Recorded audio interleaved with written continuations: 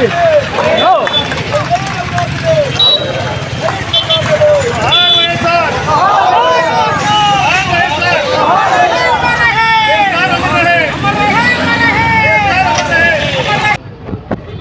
గుర్తొచ్చేది రాజశేఖర రెడ్డి గారి వర్ధంతి.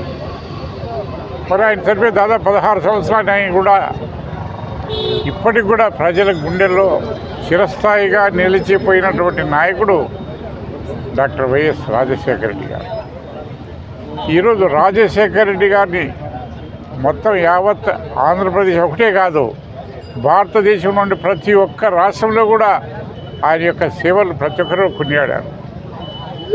మరి ఈరోజు 108 ఉంది, 104 ఉంది. ఒకప్పుడు భారతదేశంలో ఎక్కడా లేదు. ఫస్ట్ ప్రప్రథమంగా ఆంధ్రప్రదేశ్లో రాజశేఖర రెడ్డి గారు ఏర్పాటు చేసిన తర్వాత మిగతా రాష్ట్రాలు కూడా, కర్ణాటక కానీ తమిళనాడులో కానీ మిగతా రాష్ట్రాల్లో కూడా అవన్నీ ఏర్పాటు చేయడం జరిగింది. మరి ముఖ్యంగా మన జిల్లాకు తీసుకుంటే ఎప్పుడో 1984లో ప్రారంభించినటువంటి తెలుగుగంగ రామారావు గారు నత్తనడకన ఆయన మరణానంతరం ఏర్పరచుకోకపోతే 2004లో మరి ముఖ్యమంత్రిగా రాజశేఖర రెడ్డి గారు వచ్చిన తర్వాత యుద్ధ ప్రాతిపదికన మరి తెలుగుగంగను పూర్తి చేసి ఈరోజు మనకు SR1, SR2 బ్రహ్మం సాగర్కు నీరు అందిస్తున్నా అంటే ఆయన చలవ కదా అని. ఈరోజు జలయజ్ఞం పేరుతో ఆ రోజు ఆయన చేసినటువంటి ప్రాజెక్టు అన్నీ కూడా ఈరోజు కలకల్లాడుతూ ఉన్నాయి. ఈరోజు గండి కొడుతున్నాయి, దాదాపు 26 TMS ఉన్నాయి. ప్రతి ఒక్కటి కూడా ప్రాజెక్టులు అన్నీ కూడా నీరు నింపి ఈరోజు పుష్కలంగా ఉంటాయి. మరి అన్నిటికీ మించి పేదలకు ఇల్లు ఈరోజు ఇక్కడ ఇందిరమ్మ కాలనీ ఉందంటే అది ఎవరి పుణ్యం? ఎంతమంది నిర్పేదలకు ఈరోజు నివేశానికి గృహాలకు నిర్మించాడో తెలుసు. మరి ఆయన తనయుడు వచ్చిన తర్వాత జగనన్న కాలనీ అని చెప్పి దాదాపు 2500 ఇళ్ళు అక్కడ ఏర్పాటు చేయడం తెలుసు. మరి ఇటువంటి కార్యక్రమాలన్నీ రాజశేఖర రెడ్డి గారి స్ఫూర్తితోనే ఈరోజు జగన్మోహన్ రెడ్డి గారు కూడా ఈ కార్యక్రమాలన్నీ చేస్తున్నాం. మరి ఈరోజు ఎంతోమంది చూసాం.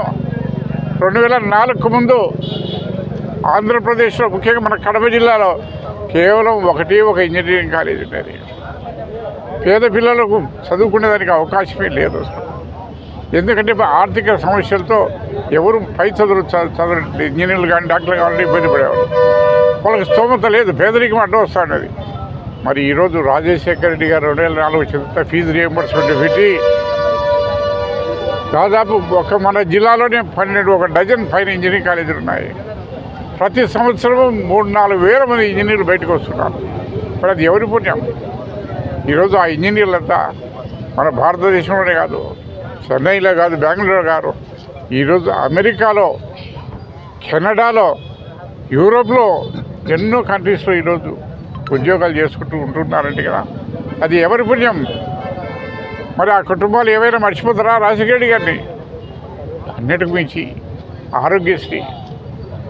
ఆరోగ్యశ్రీ పేదలకు ఏదైనా జబ్బు చేస్తే, హార్ట్ అటాక్ వస్తే చనిపోవలసిందే. కానీ లక్షలాది రూపాయలు ఖర్చు పెట్టి మరి వాళ్ళకు ట్రీట్మెంట్, ఆపరేషన్ చేయించేవాడికి అంతా రాజశేఖర రెడ్డి గారు చేయించారా లేదా?